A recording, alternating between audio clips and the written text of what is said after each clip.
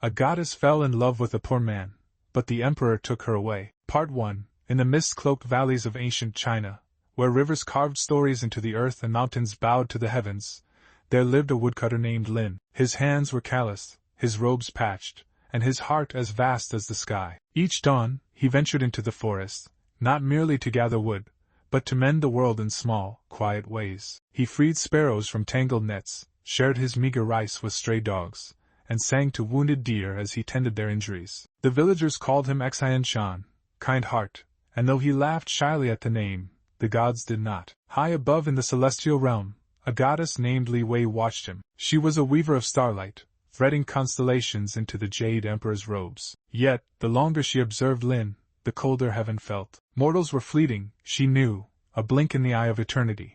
But Lin's kindness glowed like an undying flame. When he gave his last coin to a starving orphan, Li Wei's immortal pulse quickened. When he sheltered a freezing fox in his hut, her tears fell as snowflakes. And when he whispered, "The world is harsh enough, let us soften it," to a trembling rabbit caught in a trap, she made her choice. She descended to earth, shedding her divinity like a silken cloak. No longer a goddess, she became a mortal woman, a silk weaver's daughter with hair like midnight and eyes that held the depth of the Jade Sea. They met by the river where Lin washed his wounds after freeing a goat from thorns. "You're bleeding," she said, kneeling beside him. "A scratch," he replied, his smile crinkling the corners of his eyes. "The goat has kids to feed, a small price." She bandaged his hand with her sash, and when their fingers brushed, the wind carried the scent of lotus blossoms, a sign the earth itself blessed their bond. They married beneath a crimson moon, drinking from a single cup of rice wine. For a time, their life was simple and sweet. She wove hemp into cloth. He bartered firewood for millet. They rescued orphaned lambs, laughed as fireflies lit their evenings, and slept tangled in each other's warmth. But mortal joy is fragile, and envy is a poison that seeps through even the thickest walls. The emperor, who ruled from a palace of gilded towers, heard of the woodcutter's wife. His appetite was a bottomless pit. He owned jade mines, armies, and 100 concubines, yet still he hungered. When a drunken merchant slurred, "Her beauty would shame the moon," the emperor's greed ignited. He sent his general, a man with a scar like a centipede on his cheek, to claim her. The soldiers arrived at dawn, their armor clattering like bones. The goddess stood in the doorway, her mortal heart pounding. Lin fought like a wild beast, swinging his axe, but the general disarmed him with a single blow. "A peasant's axe against the son of heaven?" the general sneered. "You are less than a worm." They shackled Lin and dragged the goddess to the emperor's palanquin. As the procession vanished into the horizon, Lin screamed her name until his voice shattered. In the Forbidden City, the emperor offered her silks finer than cloud-spun thread, rubies as large as fists, and the title, Jade Consort. She refused them all. "Why choose a beggar?" he hissed, gripping her jaw. "When you could have an empire?"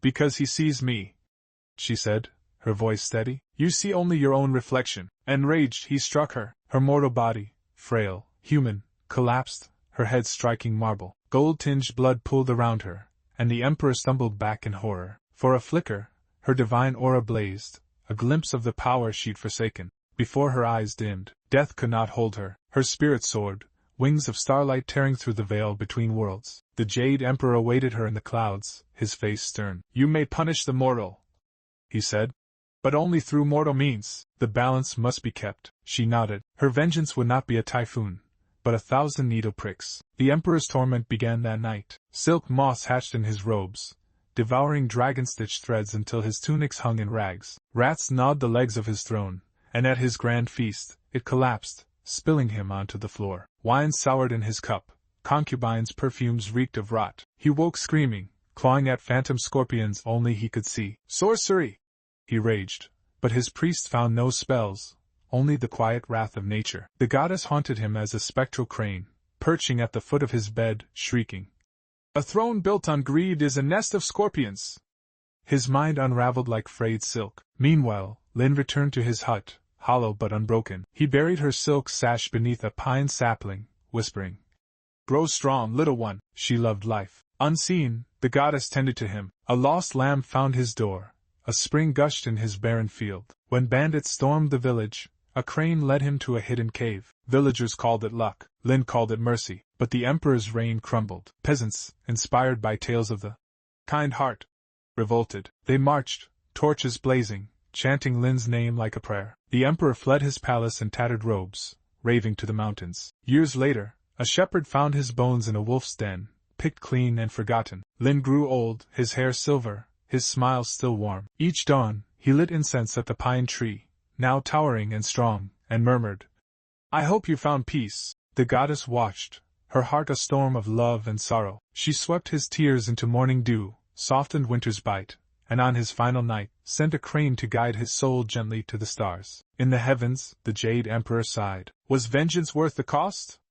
The goddess gazed at Lin's spirit, glowing like a lantern in the dark. "No," she said, "but love was." Like, share, and follow for more exciting stories like this.